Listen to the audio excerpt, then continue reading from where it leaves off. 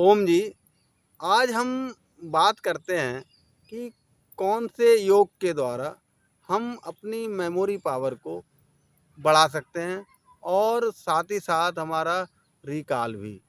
दोनों चीज़ें जब हमारी ठीक होती हैं तभी हमारा किसी भी चीज़ में, चाहे हम पढ़ाई कर रहे हों, मुख्य रूप से पढ़ने वाले बच्चों के लिए तो दोनों चीज़ें बहुत ही ज़रूरी हैं। तो आज हम इसकी बात करते हैं कि हम किस योग के द्वारा, कौन सी क्रिया करके हम मेमोरी और रिकॉल दोनों बढ़ा सकते हैं। तो आज ये समझते हैं। तो सबसे अधिक जो है हमारा मेमोरी और रिकॉल के लिए, हमारा पूरा सॉफ्टवेयर सिस्टम के लिए, ये जो अनुलोम विलोम प्राणायाम है। अनुलोम विलोम के द्वारा हम दाएं आँख से दाने को भरा और बाएं से छोड़ दिया, और फिर बाएं से भरा और दाहिने से छोड़ दिया। जब हम अनुलोम विलोम जब प्राणायाम करते हैं तो हमारे पूरे माइंड को भरपूर मात्रा में पूरी ऑक्सीजन मिलती है, जिससे हमारे माइंड के जितने भी सेल्स हैं वो सब एक्टिव हो जाते हैं। जो मस्तिष्क हमारा प्रस्तुत अवस्था में था, मस्तिष्क की शक्तियाँ हमारी जो सोई हुई थी, वो सब जागृत होना शुरू हो जाती हैं। और साथ ही साथ हमारे सारे मस्तिष्क के जो केमिकल्स हैं उनका बैलेंस हो जाता है, और उनका बैलेंस होने से हमारा मेमोरी और रिकॉल दोनों ही हमें जो है शक्तियों का विकास हो जाता है। और साथ ही साथ क्या होता है कि हमारा जो भी सेल्स हैं, बारीक बारीक जो कोशिकाएं होती हैं, इन सबका रीजनरेशन हो जाता है।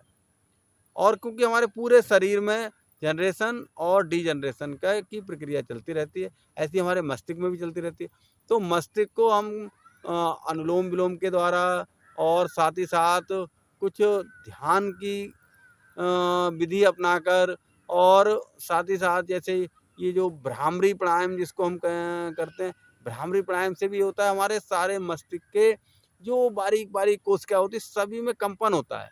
सभी में कंपन होने से हमारे माइंड की पावर को हम जागृत करते हैं।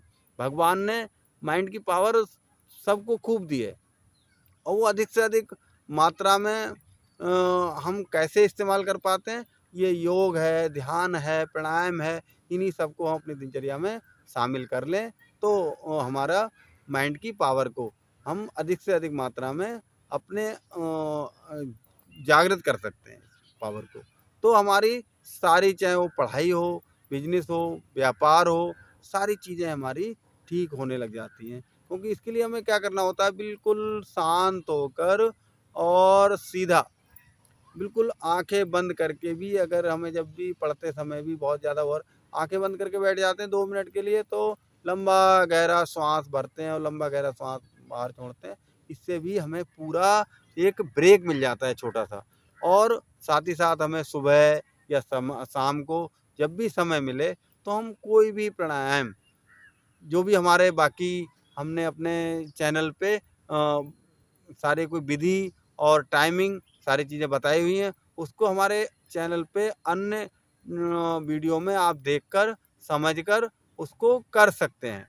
तो अपना हमारी ये माइंड की पावर का हम अधिक से अधिक इस्तेमाल कर सकते हैं, क्योंकि जो सारी शक्तियाँ हैं वो प्रसुप्त मात्रा में रहती हैं। इनको हम जागृत करने के लिए ये प्राणायाम से अच्छा कोई भी साधन और नहीं है। कोई भी दवा या कोई भी ये सब चीज़ों के लिए बहुत ज़्यादा कारगर नहीं होती, और इसलिए हमें प्राणायाम को अपने जीवन में शामिल कर लेना चाहिए। ओम जी, धन्यवाद।